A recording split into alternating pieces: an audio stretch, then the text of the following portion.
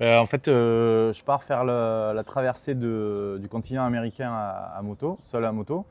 C'est un voyage que je devais faire déjà il y a 6 ans, mais à cause du Covid, j'ai pas pu le réaliser.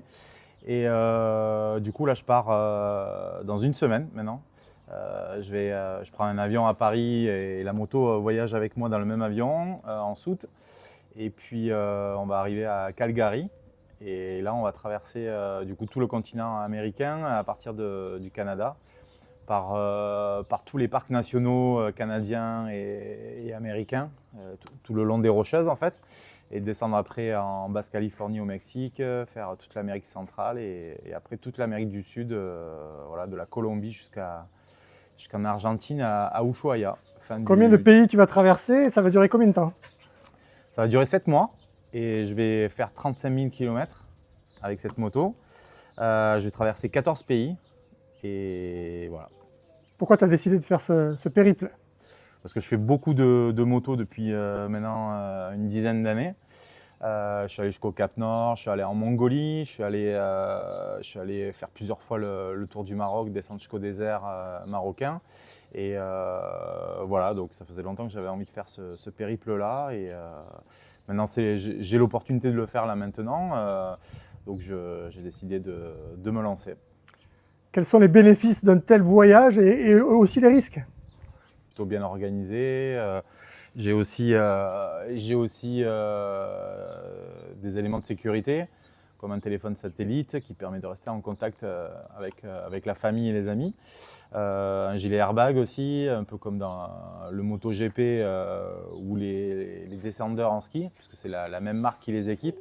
Donc qui permet voilà, de rester en sécurité au niveau du corps s'il y a une chute. Et puis après, pour le reste, ce genre d'aventure, il y a toujours des petites histoires, des anecdotes qui arrivent. Et donc, au contraire, ça fait justement partie de l'aventure et ça sera à gérer sur place, on verra. Ce sera un voyage réussi à quelles conditions?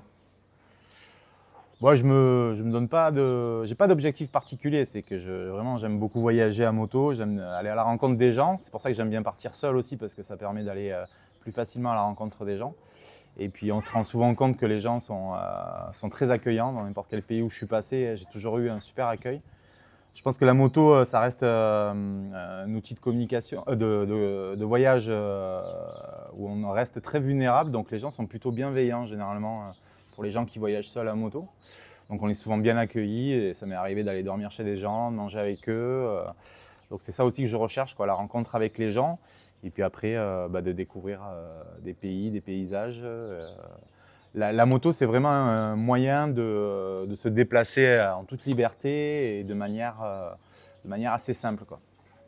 Si on veut te suivre, est-ce que tu vas poster des photos, des vidéos? Alors, je vais poster des photos, des vidéos. En fait, j'ai un Instagram qui est Seb-du-bas Globe Rider. Je ne sais pas si sur la vidéo tu pourras le mettre. Après, je suis suivi par un magazine spécialisé dans le voyage à moto c'est un bimensuel tous les 2 mois, donc ils vont donner un petit peu des nouvelles de l'aventure.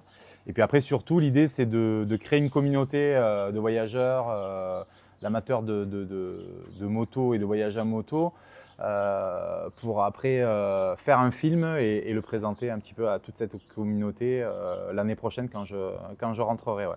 Donc en fait, je travaille avec des amis qui sont producteurs et moi je vais réaliser beaucoup d'images avec du matériel professionnel, avec un drone, des GoPro et d'autres caméras, un appareil photo aussi pour faire des belles photos. Et puis donc du coup, on va documenter tout le voyage. Ouais.